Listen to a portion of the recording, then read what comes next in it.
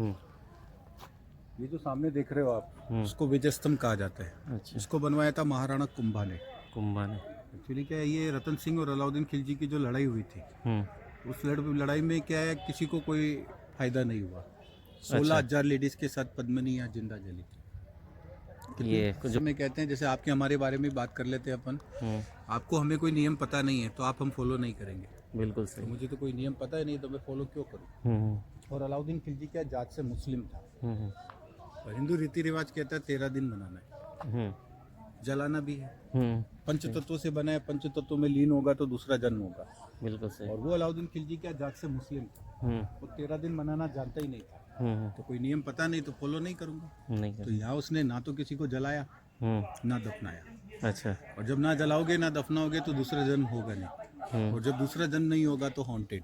100-200 तो थे नहीं, हजारों की आबादी में 16,000 लेडीज तो यहाँ जिंदा जली थी। अच्छा। और लाखों के ऊपर यहाँ के हत्याएं हुई थी, डेड बॉडीज पड़ी रह गई। अच्छा। अच्छा। और सबसे बड़ी बात, यहाँ के किसी भी महल में वो सुल्तान जा ही नहीं पाया, क्योंकि लड़ाई से पहले उन्होंने यहाँ का हर महल खंडर में तब्दील कर दिया। अपने बारे में कहा जाता है कि जब नौकरी एग्जाम में देकर आया हूँ, नौकरी किसी और को नहीं करने दूंगा। तो वही सिस्टम था रतन सिंह। यहाँ का हर व्यक्ति का विचार था कि कल का फाइनल जो है, सूर्य भगवान उगते हुए तो देखेंगे मगर सूर्य अस्त होते हुए हम लोग नहीं देखेंगे। अच्छा। वो जो भी व्यक्ति आएगा वो उसे नियम पता ही नहीं है, तो ना तो वो जलाएगा ना दफनाएगा। अच्छा। और हमारा प्रॉपर्टी किसी और को क्यों यूज करने दे। तो यहाँ के जितने भी राजमहल थे, लड़ाई में जाने से पहले उन्होंने खंडर में तब्दील कर दिए थे। उसका कारण कि जब कोई सुल्तान आएगा वो महल के अंदर जाने का कोशिश करेगा, उसी का सलाहकार उसका हाथ पकड़ लेगा महल के बाहर ही।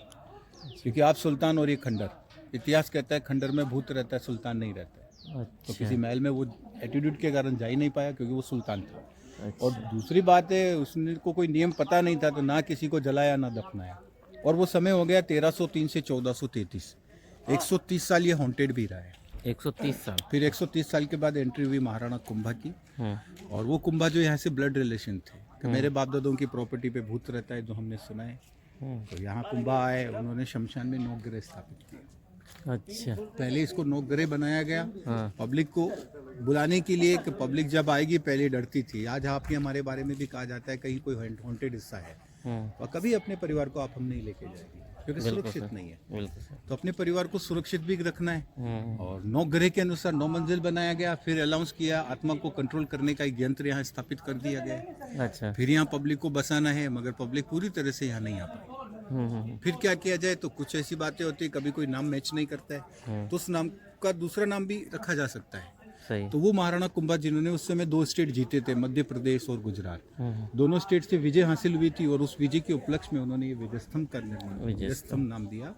और फिर आज और आप हम उपस्थित हैं। सही है। इतना सारा परिवार यहाँ आ चुका है, फैमिली मेंबर्स के साथ यहाँ लोग आते हैं, वो अपने आप को सुरक्षित मानते हैं। और आज का हकीकत कहा जाए तो क्राइम कंट्रोल करना, आत्मा कंट्रोल करना सेम टू सेम। तो इसी को राजस्थान पुलिस का लोगो भी माना जाता है।